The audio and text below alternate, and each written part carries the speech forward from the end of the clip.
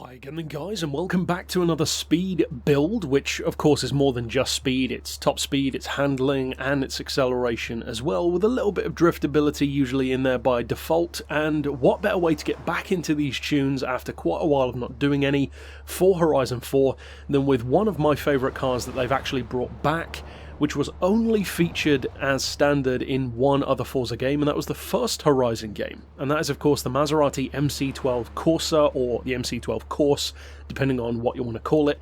Incredible car. I always preferred this one over the FXX or the Ferrari F50 GT, even though it is heavier. Now as far as the tuning goes, it's a very responsive car to tuning, especially when it comes to top end speed for its default settings, if you could put it that way. Because of course, being a track car, it's not designed for top-end speed, so any kind of speed above, say, 250 is always a bonus. Now, as far as the upgrades go, first of all, before we get into the settings themselves, I would recommend converting it to all-wheel drive. I would also recommend keeping the standard engine, because you can get over 1500 horsepower out of it with the turbo conversion, and once you've fitted all of the upgrades, you can pretty much fit whatever wheels you want, but the standard rims are actually as light as any of the others anyway, so in other words, you cannot make the wheels any lighter.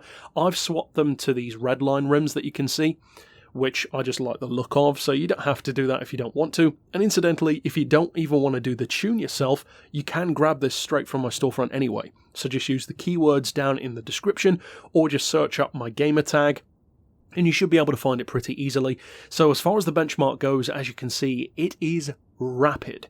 2.1 seconds technically to 60, 3.5 seconds to 100, which is very healthy, and the top speed is over 270. In fact, the top speed on this thing is on par with the Koenigsegg 1-to-1, which, let's be honest, is not as quick as many people think it is, but still, the fact that this MC12 can keep up with the Koenigsegg, but is also better through corners, that's a pretty nice advantage to have. Now, as far as the gearing goes, you want a final drive of 3.4, or at least that's my recommendation.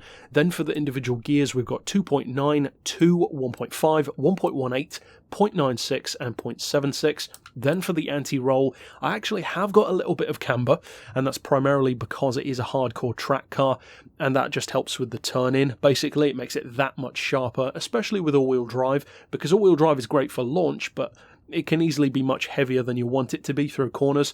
This isn't heavy at all. It feels great. So, 1 degree of negative camber on the front, no camber on the back because you just don't really need it. As far as toe, that's neutral as well for the same reason. I've got neutral caster. You could go higher or lower if you have a personal preference there. For anti-roll, I've rounded them off to 25 and 20. Springs on 75, 120, 6 and 6. Dampers are on 9, 13, 4 and 6. Aero you want set as low as possible for the best top speed. With the standard downforce you can still get about 267 out of it, and of course if you increase the downforce it will be even sharper through corners, but you will lose some top speed. So it depends what you need from the car. And finally for the diff, I would recommend 100% acceleration bias and 0 for deceleration, with a center split of 75%. Now if you want it to be even sharper through corners, especially above 200 miles an hour, you could increase that to say 80% instead of 75%, but you will sacrifice a little bit of launch off the line. So of course my tunes try to have a balance between everything, like I said, acceleration, top speed and handling. So if you want a little bit more of any of those three things, you can adjust it accordingly. So that's it for the tune, but now of course what you want and need to see is what can it do in a race. Now, as I've said with a couple of the other track-focused cars like the 599XX, the FXX, various others too, they already have a natural advantage when it comes to cornering ability, especially cornering speed, and you can definitely feel that again here. Now, a small addendum to add as far as the camber goes, if you find it to be a little bit too twitchy with 1 degree of camber on the front, then you could put it to neutral, and that will be more familiar and more similar to some of my other builds, such as the F50 GT, and it still doesn't have bad handling, that just maximizes that turn-in.